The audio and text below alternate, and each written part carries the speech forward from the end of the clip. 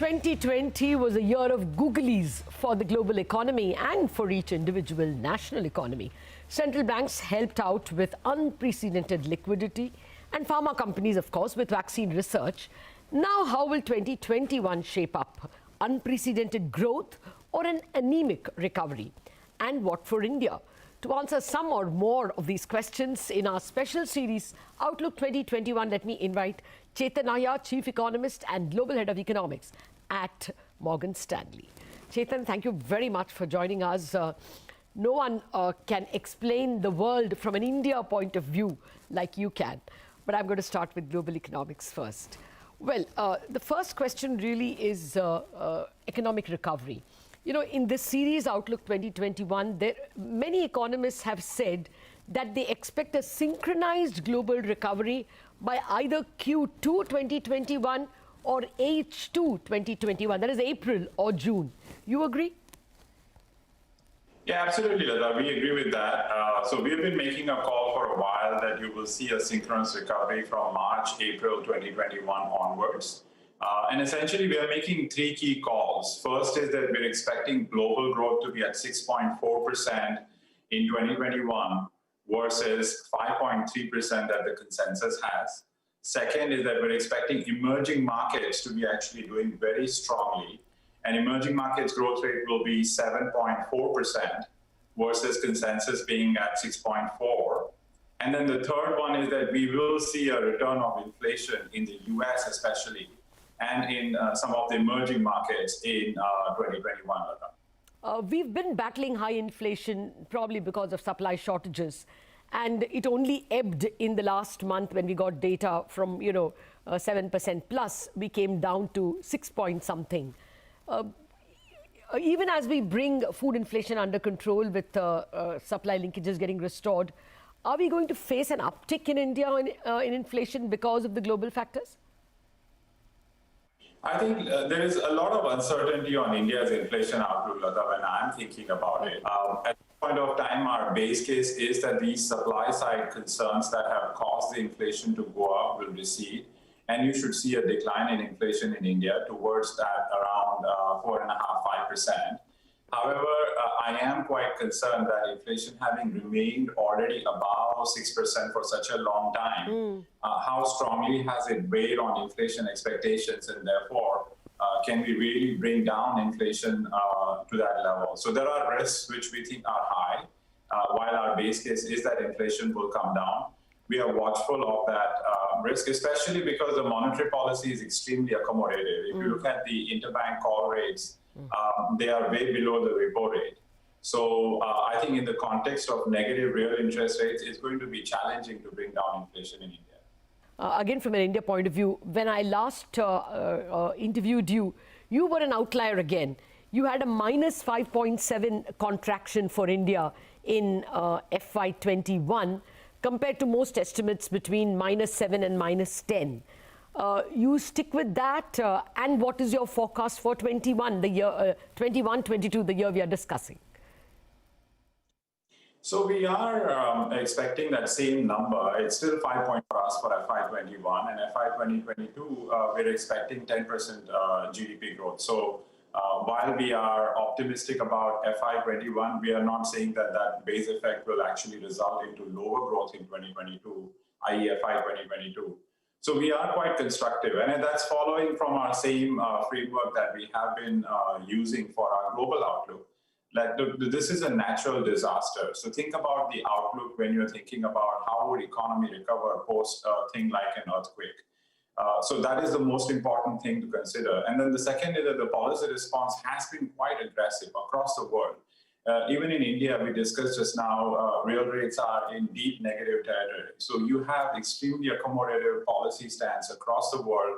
The US just announced the next fiscal expansion plan, which is about 4.5% of GDP. That's quite significant boost. So I think to the extent to which A, this is not an endogenous shock, this is an exogenous shock, and B, that the policy response has been so aggressive, we think there will be a V-shaped recovery everywhere, not just the US, but also in India. And in fact, you can look at the data in India, it's already evident. we've got the GDP already back to pre-COVID levels in various data points that we look at. Yes, that's true, and it's exhilarating, the kind of numbers you're putting on the table. I mean, the economy is back into expansion mode in 21-22. That's good to hear. But Chetan, a couple of things. Let me first get the flows picture out. We've seen fairly decent equity flows. That's because of the dollar declining. Does this situation continue? And an added question, why are these monies not coming to Indian bonds? Well, I think the framework on the capital flows is as follows, that ultimately the US central bank actions matter when you're thinking about global capital flows. And we are expecting that the US inflation will pick up towards 2% by end of 2021. But to the extent that the Fed is already telling us that they will not be hiking in quickly, they want inflation to go above 2% and seem to be sustainable above 2% before they start to tighten meaningfully. And so that's really the key reason why you are going to see significant amount of capital flows into emerging markets as well as in other developed world. Because the US is going to keep its real interest rates relatively low for a long period of time. We think that that creates an environment where the US saving declines further and you see a widening current account deficit. So a combination of widening current account deficit, low real interest rates will support capital outflows out of the US into emerging markets. Chetan, you touched on the point that India could struggle with bringing inflation down, although growth will be good, supported by plentiful liquidity. Should we be prepared for some accidents? I mean, if there is so much of liquidity flow, any sudden stops, anything we should worry about that can attack us from the external environment?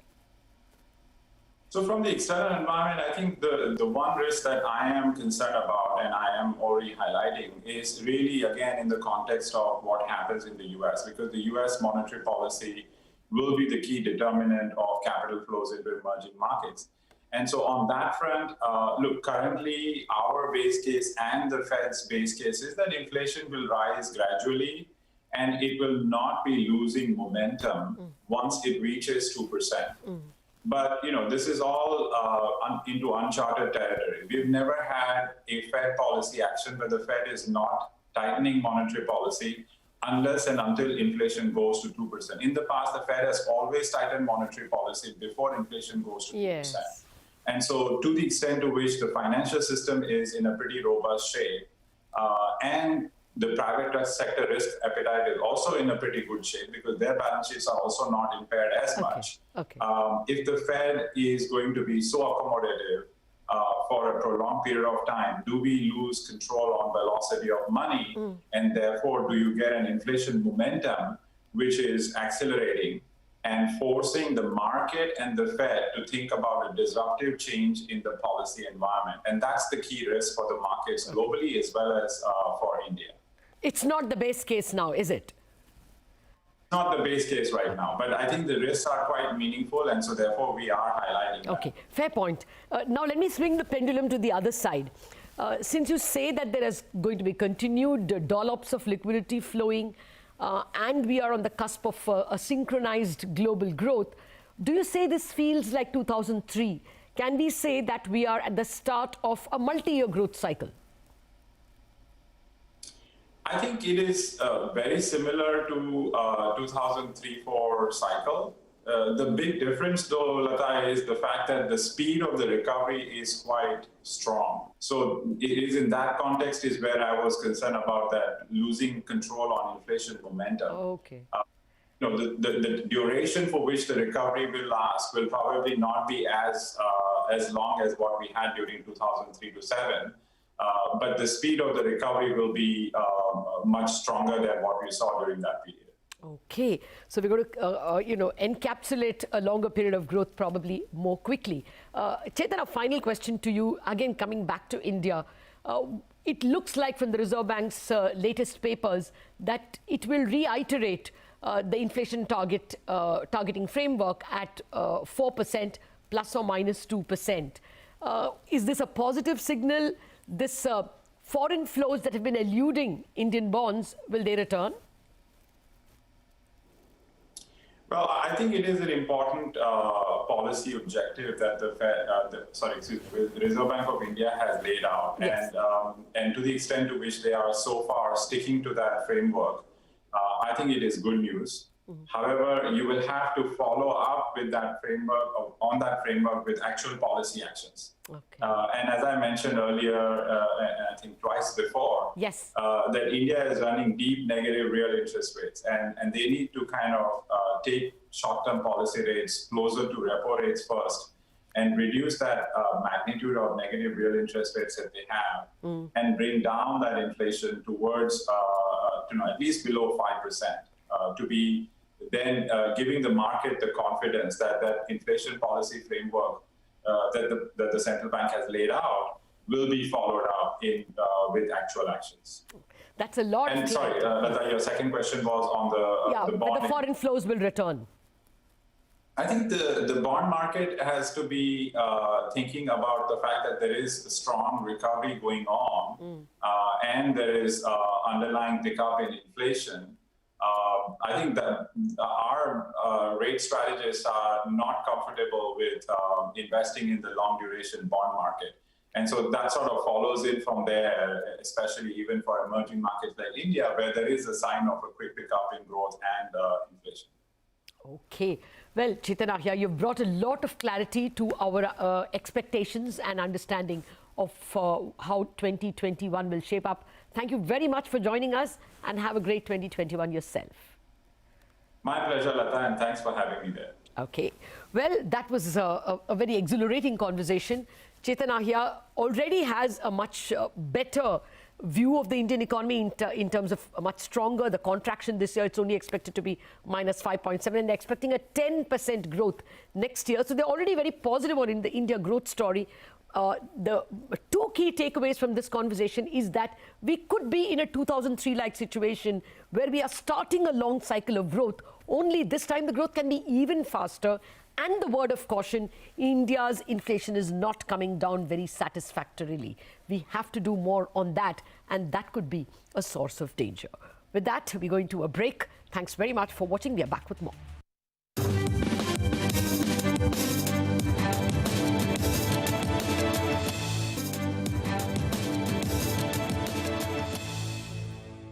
The paradox of the last quarter has been that global equity markets, in fact, all global risk assets, have been reaching higher and higher highs. But the economies in almost all countries is healing very, very gradually. In some cases, even affected by a third and a fourth surge of the infection. How do you marry this paradox, and what lies in store for 2021?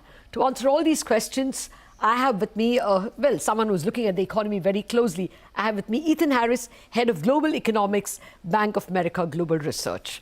Ethan Harris, thank you very much for joining us just before your year-end break. Well, first, before I get to your view of how the global economy might shape up next year, this paradox of the markets climbing and the dollar crashing, do you think the dollar will fall even further? I mean, it's pierced even 90, the DXY. Yeah, I think that the dollar is reacting to a risk-on environment in capital markets. The capital markets are looking through the weakness of the data, the latest surge in the virus, and they're focused on a better economy next year with the vaccine rolling out and with big new fiscal actions. So there's this kind of sense that the world is going to be a safer place next year, and I think that hurts the dollar. You don't need to have so much money invested in the U.S. if the world's a safe place. Okay, all right. So now let me come to the growth issue itself. How do you see the global economy evolving next year? Say for the first half, do you expect developed economies to lag emerging economies simply because the infection seems to be higher there? Well, I think in the developed world, particularly Northern Hemisphere, obviously, you're headed for a very weak period. Europe probably already has negative growth, and the U.S. is moving into negative growth. November was the first month where we really started to see the recovery stumbling. And as we get into December, January, February, you're going to be looking at some very weak numbers, basically decline in activity. So the year's going to start off with these economies stumbling, and then they will catch up and take the lead probably in the second quarter. You've got a big fiscal package coming, particularly in the U.S. The vaccine rollout will be faster in developed markets than in emerging markets. And so by the second quarter, you should see a notable improvement. But first, we got to get through this rather dark winter we're facing. Okay. How do you see commodity prices in that case? We've already seen commodities, especially steel and even non-ferrous metals, surging 50–70% in 2020. Do you think we could get commodity inflation much higher before growth kicks in? Well, I don't think that the strength we've seen in commodities is going to continue. I don't think they're going to reverse, but I don't think we'll see the same acceleration going forward, because what's happened, of course, in the past year is that, first of all, you've had a very fast recovery in China, which obviously is a big consumer of commodities. But the other thing that's happened is the global economy has switched away from services, which aren't really available with the COVID crisis, to goods purchases. So the goods side of the economy has been great. That's good for commodity markets. You've had actually a boom in the U.S. housing market, which is good for commodities. But as we go into the new year, there's going to be a rotation. Once you start opening economies up, services come back, goods side slows down, and that should kind of contain this boom in commodities. So we don't think there's going to be a continued rally in commodities as we get into the new year. Okay, but how do you think smart money will move? Do you think it continues to chase equities higher? And you're saying that at the moment the developed market economies, at least in the first quarter, are going to be much slower than perhaps Asian economies. How do you think smart money will move? Will it move more towards Asia? Well, I think in the near term, I'm a bit surprised the markets are putting so little weight on the near-term news, which is pretty awful. I mean, the statistics in the U.S. and the COVID cases are very high, and I think there's a complacency in the markets about this. The idea would be that, well, we'll get a few restrictions here and there, but they'll go away quickly. That's not true. The restrictions are going to be here for a number of months. It's just too hard to contain this virus during the winter when you can't move activities outdoors, and you're going to have hospitalization issues in many areas. So I think it's going to be challenging in the big developed market economies for the next few months for people to kind of hang on to this ability to look through the bad news. Now, I think next year, as it becomes clear that this is behind us, you should get another rally globally in equity markets. And I'm actually optimistic about the U.S. markets in particular, because remember, this is a massive fiscal package that they're talking about in Washington right now. We've all gotten kind of used to big numbers, but we're talking about more than 4% of GDP. That's going to mean very strong growth once we get past the COVID crisis. In that case, I mean, can there be accidents as the data initially looks weak, as you say? Can there be something like, steep falls in equity markets, which probably will get bought into, but do we run that risk? Well, I'm not worried about a steep fall in the equity market. I'm worried about kind of some bumps in the road here. The data are going to be weak, and the markets have gotten used to the idea that the data is always a little bit better than economists think it's going to be, because the recovery out of the shutdown was better than expected. But now we're entering a phase where the COVID crisis is, if anything, worse than in the spring. The data are probably going to surprise to the downside because people have become so complacent about it. So I think that there's going to be some bumpiness. I mean, is the market, for example, ready for a negative payroll print in the United States? And that's very likely going to happen at least by January. So It's not going to be a terrible market because you've got zero interest rates, you've got this vaccine rollout, you got the hope of fiscal stimulus, all that stuff's coming. But, I think that there'll be some bumps along the road here. So, the market is able to look through the bad data of the past few weeks in anticipation of this big 4% of GDP fiscal package. But sometime in January or February, it may get a little worried when it sees bad economic data. Is that your reading? Yeah, I think that the markets have recently been pricing in very good news in the vaccine and very good news on fiscal policy in the U.S. But that's it.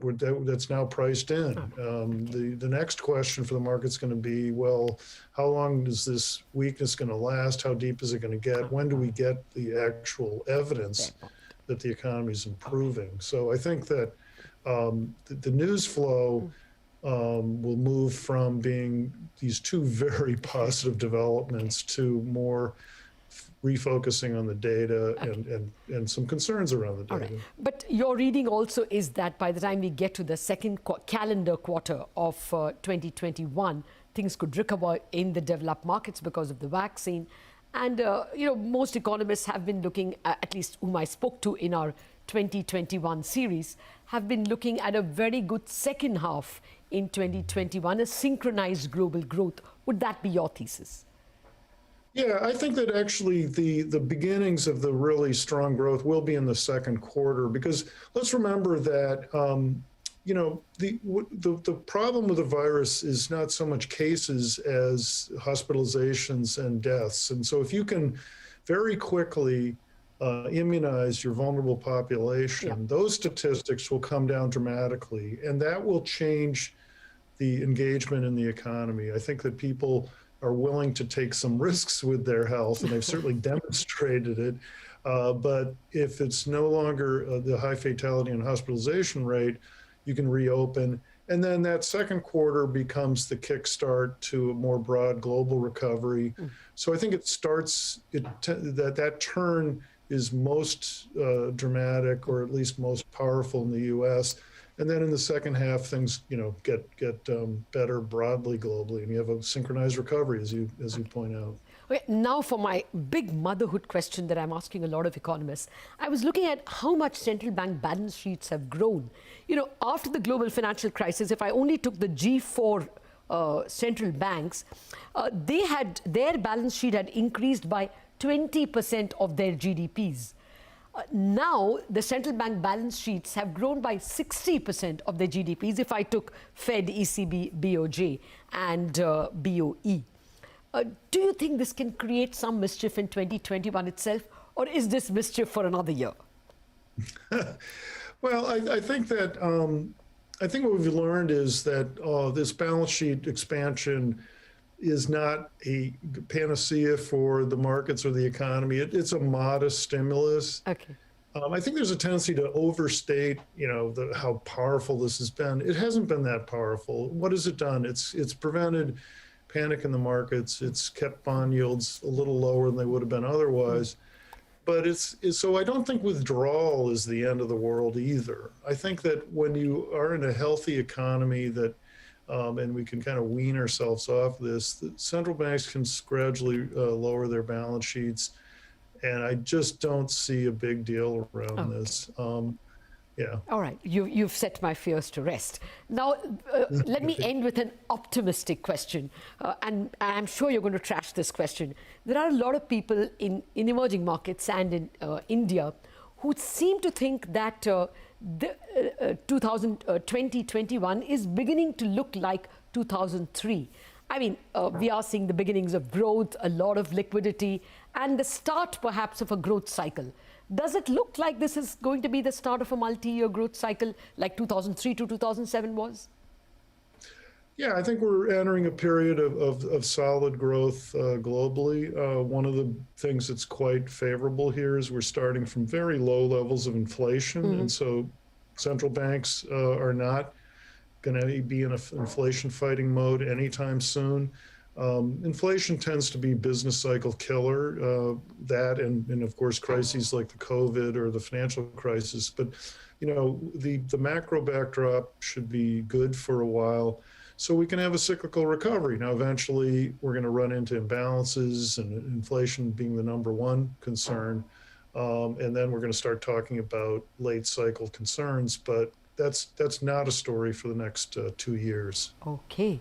On that positive note, Ethan Harris, pleasure speaking with you. Thank you very much for joining us. Have a great 2021 yourself. Thank you. Have a good holiday season yourself. Thank you.